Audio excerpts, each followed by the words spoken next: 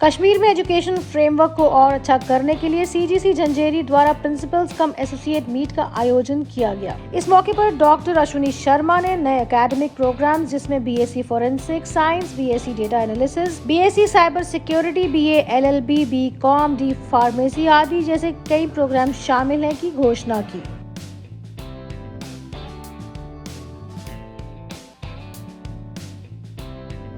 पूर्व मंत्री law, justice, revenue Saeed बशारत अहमद बुखारी ने सीजीसी जोश को लॉन्च कर सीजीसी झंझेरी की ओपन स्कॉलरशिप प्रोग्राम की जानकारी दी।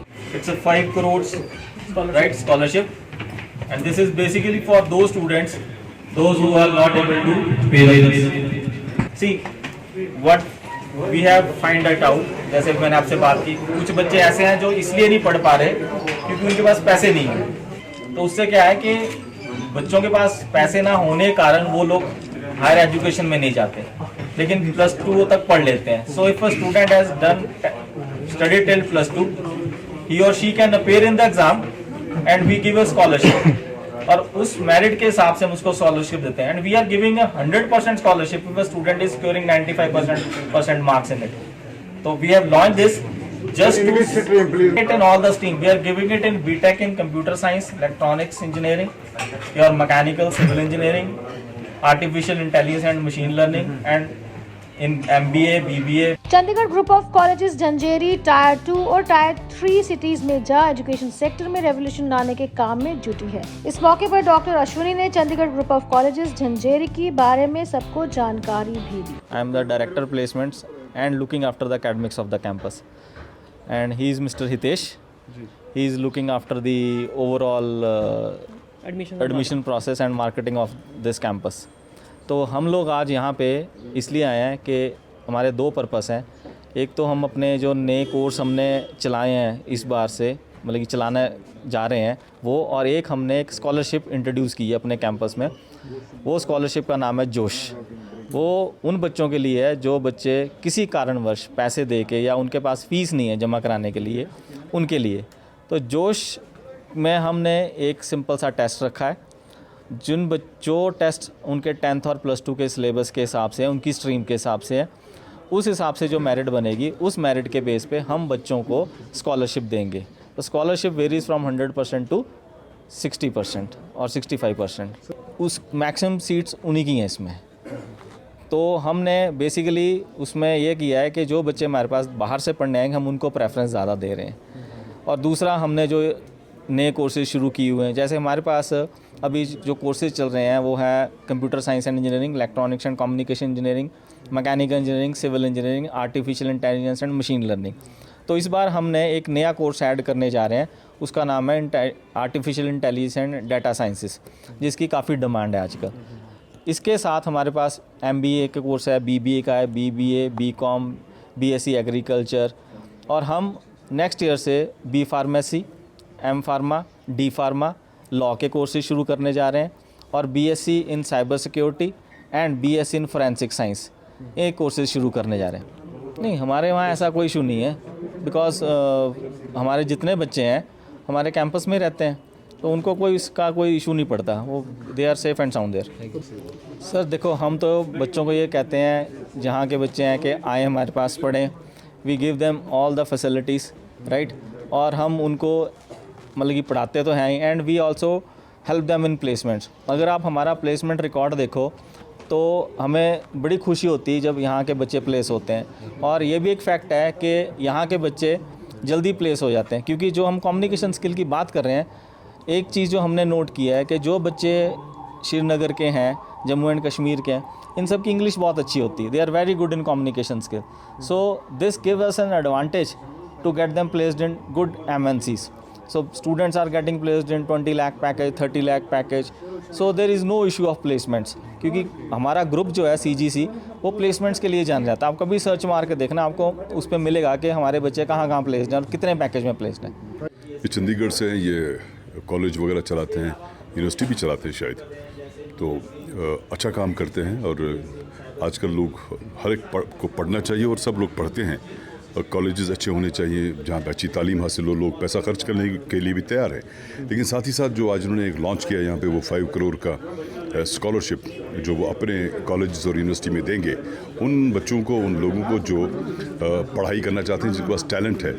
तो मुझे इंतहाई खुशी इस बात की है कि ऐसे बच्चे भी, टैलेंट वाले बच्चे पढ़ाई कर सकते हैं अच्छी तरह से, जो उनका शौक़ है, जो उनका हम आगे बढ़ना चाहते हैं जिस फील्ड में, अगर साथ ही साथ उनको ये स्कॉलरशिप मिल जाता है तो वो आगे बढ़ सकते हैं और अपनी खिदमत, अपने घर की और अपने समाज की खिदमत करने में पेश रह सकते हैं। मैंने अपने टाइम में मिनिस्ट्री छोड़ी भी थी, मुझे ज़बरदस्ती वापस लिया गया था। तो ये कहीं ना कहीं उनका ये कहना है कि जो लीडर्स हैं रह चुके हैं वो मौका परस्त हैं, वो मौका परस्ती पर जाते हैं। जैसे ही कोई मुसीबत सर पे आती है तो वैसे घुटों को ज्वाइन करते हैं जहाँ पर वो सिक्योर फील करते हैं। तो क्या रिस्पॉन्ड करना चाहेंगे इसमें? एक तो ये कि आज कौन सा मौका है, कहीं पे त्रामी बिछी है तो हम खाने जा रहे हैं, ऐसा कुछ नहीं है। लेकिन मुझे एक बात से इख्तलाफ है कि अगर ये कोई सोच है कि आप एक जगह पे एब्सोल्युटली टिके रहें, तो इसका मतलब आप न सोचते हैं ना आपकी ग्रोथ होती है। इंसान की ग्रोथ हो सकती है, इंसान आगे बढ़ सकता है। अगर आपको लगता है कि कहीं पे ठीक अच्छी चीज़ नहीं बन रही है, अच्छा नहीं हो रहा है, तो आपको वहाँ से दूर जाने का हक़ है, बशर्ते कि आप सच्चाई पे हों। लेकिन अब ये भी कौन सा मतलब, बहुत एहतराम के साथ मैं कह रहा हूँ, ये भी कौन सा उसूल है कि अगर आप किसी पार्टी से या किसी ग्रुप से जुड़े हैं और अगर वहाँ पे सब कुछ ठीक नहीं चल रहा है फिर भी आपको लगे रहना है, कुछ नहीं हो रहा है, तो ये कहाँ का इंसाफ है? बात रही पीपल्स डेमोक्रेटिक पार्टी की, रिसेंटली आपने नेशनल कॉन्फ्रेंस को भी क्विट किया, उससे पहले आप पीपल्स डेमोक्रेटिक पार्टी से बाहर हैं, अभी आप पीपल्स कॉन्फ्रेंस में हैं। तो ये जो सडन शफल देखने को मिल रहा है कंटिन्यूअसली, सडन नहीं है ये, सब लोगों की नजरें हैं। सडन नहीं है ये एक सोच का गमाज है। मैं गलत भी हो सकता हूँ, ऐसा नहीं है कि अफलातून हूँ मैं, लेकिन एक सोच का गमाज है। मुझे लगा कि जिस चीज़ के लिए मैं गया था शायद वो मिला नहीं, या वो चीज़, वो चर्निंग नहीं हुई, वो डिस्कोर्स नहीं बना वहाँ पे, वो बात नहीं बनी वहाँ पे। अल्लाह ताला उन सबको सलामत रखे। मुझे ज़ाती तो मैं पूरा करूँगा, थोड़ा सा मुझे पहले बोलने दीजिए। तो हो सकता है कि मुझे उनसे ज़ाती कोई इख्तलाफ नहीं है, लेकिन जो वक्त का तकाजा है या जो हालात बने उस एतबार से अगर आप जो ज़िम्मेदारी लोगों ने दी है आपको, या आपने ख़ुद डॉन की है ज़िम्मेदारी, तो उस पर उतरना बड़ा इम्पॉर्टेंट है। तो अगर लगता है इंसान को कि शायद ये ठीक नहीं हो रहा है, चलो ये देख लेते हैं, तो उसमें बुरा कोई नहीं है मेरे हिसाब से। जिस तरह से वही किया जा रहा है जो मर्जी का है, किसी की बात नहीं, विटनेस मैंने नहीं की, मैं उसका शिकार हो गया क्योंकि मैं बहुत बोलता था अंदर, तो मैं शिकार हो गया। जब शिकार हो गया तो फिर निकल आया। हम बैठे 1-2 बार, हमने बहुत सारी बातें की, अभी कुछ और बातें करना बाकी हैं, उसके बाद बता देंगे आपको कैसे आगे बढ़ना चाहिए।